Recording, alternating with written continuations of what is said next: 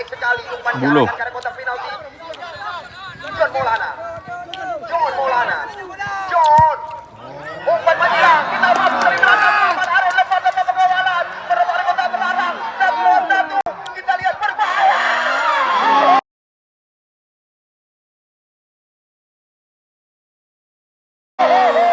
Kita lihat umpan panjang sekali diberikan oleh John Maulana tadi kepada Rahman Harun. Anda saksikan sempat menggoyangkan Heri Faria di area kotak terlarang.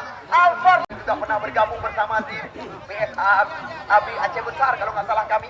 Putra kelahiran Luk Sukun Aceh Utara. Kita lihat.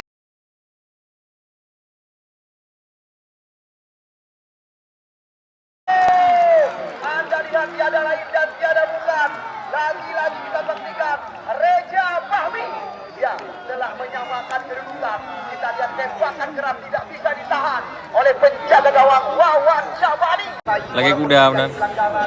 Kartu kuning bisa dikasih. Kita Gaib belum, digaib belum. Erwin.